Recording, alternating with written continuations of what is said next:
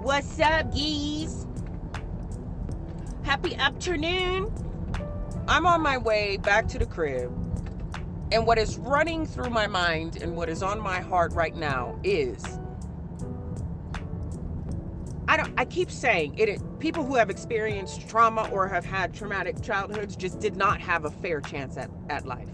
And then you got people who don't come from that background or don't have those experiences, judging from the outside, like how we manage and exist within our lives, right? When you experience trauma, you have no idea, like, everything changes for you. Your nervous system, your brain, so then your communication behaviors, I keep saying this, yada, yada, yada. Anyways, you know what you hear people say? I wish people would just love me for me. I wish I could just be me. Like, why can't I just be who I am? And for people who have not experienced trauma, sure. Because you have secure attachment. You had caregivers that were stable. So they taught you how to attach in a secure manner. Whereas those of us who had traumatic childhoods, we don't grow up with secure attachment. And dependent on what your environment was at the time is dependent on what your attachment is. So people with trauma or people who have experienced traumatic events, yeah, we can say that too. Because I used to say it for decades. I said that. Why can't people just love me for me? Why can't blah, blah, blah? And I'm going to explain why. Because with trauma, a lot of our trauma behaviors, or a lot of the behaviors that we had to develop to survive the traumatic experiences, are not only harmful to ourselves, but they are harmful to others. That's why. That statement, right? You should be able to just be who you are and people love you organically as you are. That is true.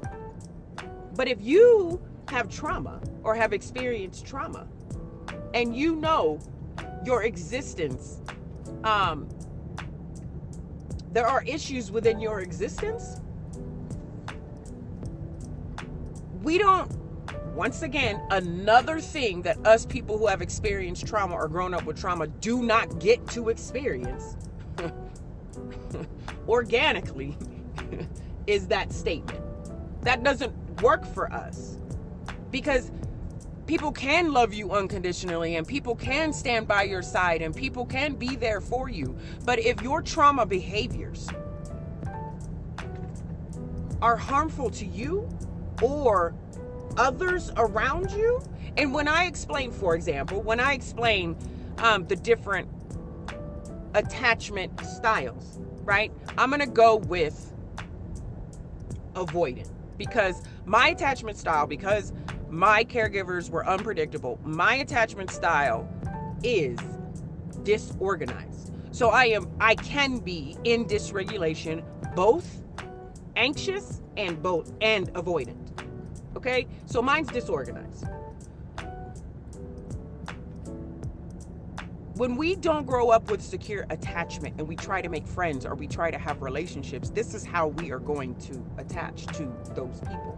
So if me, am anxious or avoidant, and that is dependent on, obviously, situation, I'm either going to be extremely severely needy, codependent,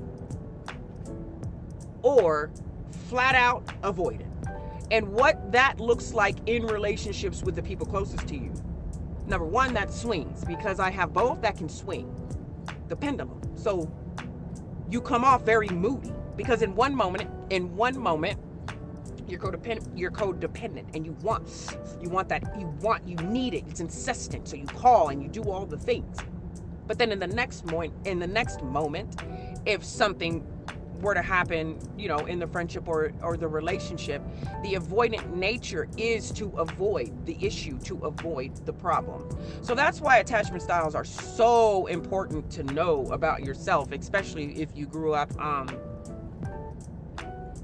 in trauma, if you had a traumatic childhood. Because our attachment styles, you're not born with attachment styles. You're not. They are conditioned. You know what I mean? So taught, learned in your environment. So for us, people who have experienced trauma with any other attachment style outside of a secure attachment style, that statement, it doesn't work, because the way that we are showing up in that dysregulated state, we are focused on our needs and our needs only, because we never got them met when we were little. So that can make a lot of relationship dynamics extremely challenging. And if you don't know that, right? Because I didn't know this for 40 years. I did 40 some odd years. I didn't understand how my trauma or my traumatic childhood or my experiences in war affected not only me, but my relationship dynamic. So this is what's going through my head as I'm driving on this beautiful drive back to my house. And it's so unfair for us people who have experienced trauma. I don't like that angle. It's so unfair for us people who either grew up, you know, in a traumatic childhood or just have experienced trauma. We just don't function. We don't function like normal. And I use that term extremely loosely because I don't care for normal. I don't like normal. I don't like fitting in now. Before, because I don't, it just was always an issue and I struggled with it, but I accept it now. And I know why now. I'm not worried about it now, right? But normal can eat a bag of them, for real, because normal is boring. And those of us that have experienced trauma, we have superpowers, okay?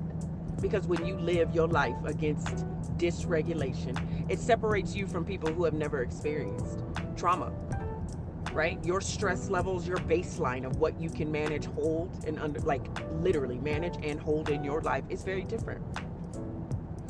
Now, you could be in a situation where the trauma is leading the life right now, so that might not stand for you, but I'm telling you, you stick with me. I'm going to teach you how your trauma is a superpower and how it separates you from normal people. Okay? So I'm getting ready to pull up on this road, but I just wanted to drop this one here. I hope you guys have had a wonderful day. I have. I feel very rooted. I know I'm on the right path. So I feel very good. So I hope you guys have a good day.